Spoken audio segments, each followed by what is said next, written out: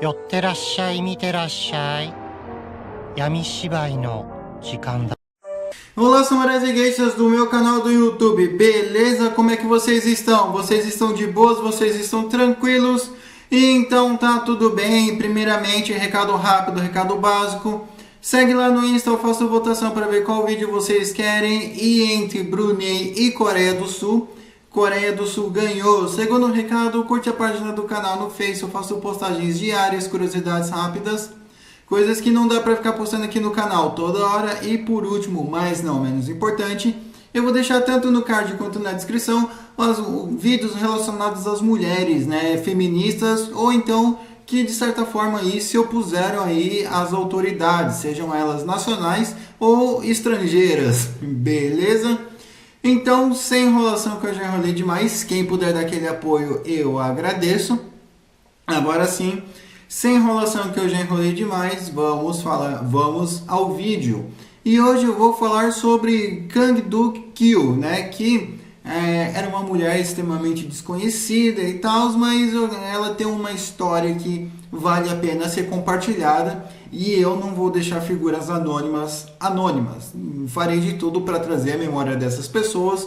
E que a justiça, né, obviamente que eu falando aqui nunca vai dar em nada, mas que eventualmente a justiça e a paz de espírito sejam feitas e sejam confortantes a essas pessoas, beleza? Então, vamos lá, que hoje eu vou falar sobre Kang Do-kyu, né, que quem foi ela, o que ela fez, né, e o porquê que, tipo, a voz das mulheres esquecidas, e é isso que eu vou, né, compartilhar agora. Kang Do-kyu, não se sabe ao certo o dia e o mês de seu nascimento. Sabe-se que ela nasceu em 1929, a mesma coisa o seu falecimento. Apenas sabe-se que ela faleceu em 1997. Kang, ela nasceu em Gyeongsang do Sul, né? Obviamente na Coreia do Sul, ao lado de Busan, como vocês estão vendo aí no mapa. E quando ela era ainda um bebezinho, seu pai acabou falecendo, levando em conta que ela já nasceu numa Coreia ocupada pelo Japão, então, né, não dá para saber se ele faleceu por causas naturais ou se ele foi apagado, se ele foi empacotado. E sua mãe acabou se casando novamente, e pelo fato, né, da mãe dela ter uma filha, mas não ter um pai, e que não foi um soldado, que não morreu fazendo algum ato heróico, né? Então ela acabou abandonando a Kang, né, mas não jogando na rua, e sim na casa da avó dela. Não foi especificado também se era a mãe do pai ou a mãe da mãe, por parte de pai ou por parte de mãe. Então ela ficou na casa da avó, né, e conforme o tempo foi passando, né, em 1944 ela já estudava, e a partir daqui que as coisas começam a ficar cabulosas, né, porque quando ela tinha 14 anos, ela estudava numa escola chamada Yoshinyu, né, que era uma escola japonesa, ali na Península Coreana. E o professor dela, né, assim como vários outros professores de várias outras escolas, estavam tentando convencer, né, aos coreanos irem trabalhar em Busan, numa fábrica de aviões, né, dizendo que pagava bem, que tinha um trampo da hora, tinha uma qualidade de vida melhor, e que eles podiam ajudar os familiares. E pelo fato da Kang já ter visto pelo que ela relata, mais de 150 coreanos, né, indo para Busan trabalhar lá, ela pensou, pô, deve ser um bom negócio, né? Então, ainda em 1944, ela sai de Gyeongsang do Sul e vai ali para Busan, né, trabalhar nessa fábrica de avião, levando, né, que em conta que já era 1944, a guerra já estava rolando, né, e o Japão ali também já estava ali começando a ter prejuízo.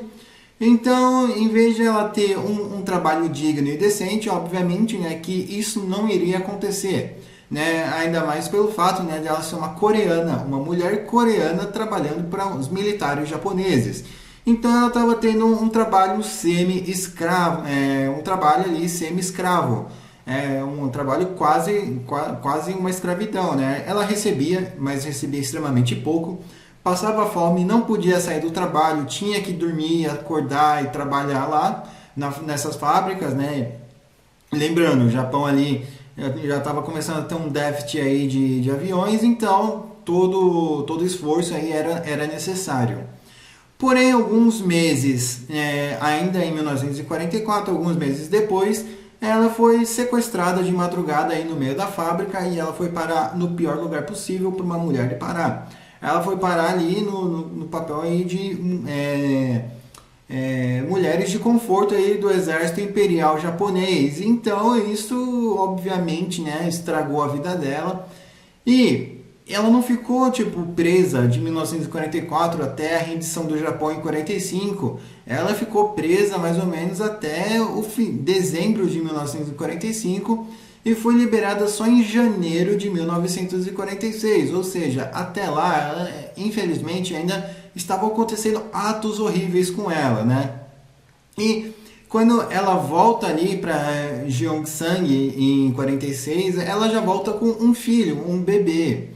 E a sua mãe, né, por ver que ela já tinha um bebê, provavelmente, né, mesmo sendo japonês ou não, né, mas pelo fato dela já ter um bebê, a mãe dela fechou a porta para ela, então ela foi recorrendo à avó dela, e a avó dela a mesma coisa, né, então tipo, pô, a culpa não era dela, a culpa não era dela, e infelizmente, né, ela foi vítima, e enfim, né, aconteceu que como ela não tinha ressentimento pela criança, né, como ela já tinha sido uma vítima de uma violência, então e o filho veio dessa violência, não veio com um consentimento, e misturando o fato, né, que pô, podia ser mais um japonês no mundo, na visão deles ali, ela pensou, eu não vou dar cabo do bebê, mas eu também não tenho nenhum sentimento por ele, só me trouxe desgraça. Então, ela deixa esse bebê aí num orfanato católico ali mesmo, né, por ali. E conforme vai passando o tempo, né, ela pensa, pô, acho que eu devia dar uma chance e tal, né, coisa do gênero. Aí passa um tempo, ela acaba retornando, ela estava em Busan, né, depois ela acaba retornando para Gyeongsang do Sul, para ver o moleque e tal, tentar, tipo, pegar o moleque de volta. Aí recebe a notícia, né, que o bebezinho foi de base por pneumonia, que, opinião pessoal minha, opinião pessoal do autor. Infelizmente, eu acho que apesar de ser católico, budista, muçulmano, enfim, apesar de tudo isso, eu acho que deram cabo do bebê, lógico, minha opinião. Pelo fato de que era um fruto de uma violência, né, um abuso, e era um japonês, tá? Talvez, se fosse um coreano, ainda passava um pano, mas acho que pelo fato de ser japonês agravou muito mais a situação.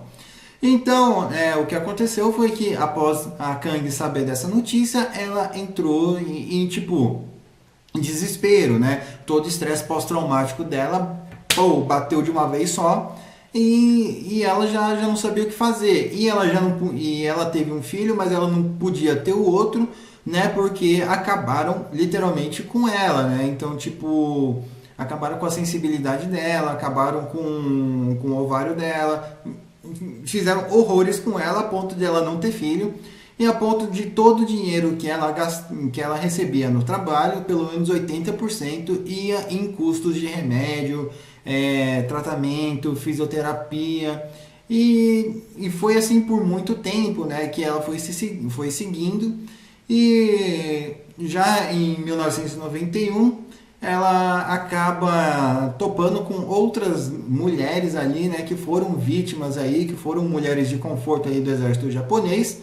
Então elas basicamente, né, começam a conversar e ela, né, a Kang, ela começa a se manifestar também e começa a participar de manifestação. Só que uma coisa que chama atenção é que ela começa a visitar essas casas de compartilhamento, que era uma espécie de casa de repouso, só que era mais específico aí para as mulheres que foram vítimas aí dos japoneses, né, onde existia um tratamento psiquiátrico, existia um tratamento psicológico, né, existia um amparo especial a mais, né, não só tratando do corpo, mas tratando da mente também. E sem contar que muitas delas, né, extremamente traumatizadas, elas não conseguiam se expressar e rolavam projetos, né, de artes, manifestação artística, arte-terapia. Então isso ajudou muito e isso fez Kang, né, acabar se destacando, né, por causa dos desenhos que foram enviados ali para a Europa, foram enviados ali para alguns locais da Ásia, até mesmo a própria China. Mas o que deixava ela mais frustrada, né, é que todas as ações que ela movia contra o governo japonês, por um simples pedido de desculpa, não aconteceu. Né? E uma outra coisa também, né, que ainda nos anos 90, ela foi ali até Genebra, né, protestar, chegou aí nas Nações Unidas, né, dialogar em nome das mulheres aí que não tinham voz, das vítimas aí que foram as mulheres de conforto, exigindo pelo menos um pedido de desculpa do governo japonês. E obviamente isso nunca aconteceu e duvido que isso vai acontecer algum dia, infelizmente. Só que, né, conforme o tempo vai passando, a saúde dela vai se debilitando e ela não vai mais participando de manifestações ativamente, ela vai apenas aí fazendo as suas artes, né, sim, ela vai se manifestando, mas não de um modo ativo, e sim de um modo mais intelectual, um modo mais prático, através de poemas, desenhos, escritas, depoimentos. Até que em 1996 ela é diagnosticada com câncer no pulmão e pouco tempo depois, em 1997, ela acaba falecendo em decorrência aí desse diagnóstico. Beleza? Enfim, espero que vocês tenham gostado desse vídeo. Não se esqueça, né, de curtir, compartilhar, se inscrever. Não se esqueça de ver os vídeos tanto do card quanto da descrição. Me siga no Insta, nas minhas outras redes sociais. Eu sempre vou deixar o link delas aqui também. Beleza? Quem puder dar aquele apoio, eu agradeço. E passe esse vídeo para um amigo seu, para uma amiga sua, ou com uma pessoa se identifica. Não vamos deixar que a voz dessas mulheres, que a voz dessas pessoas simplesmente fiquem em silêncio.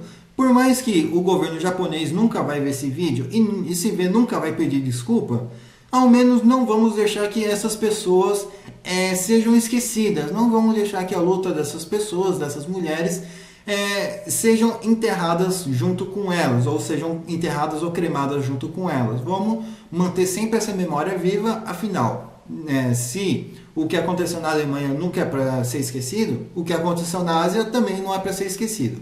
Beleza? Enfim, falou e fui!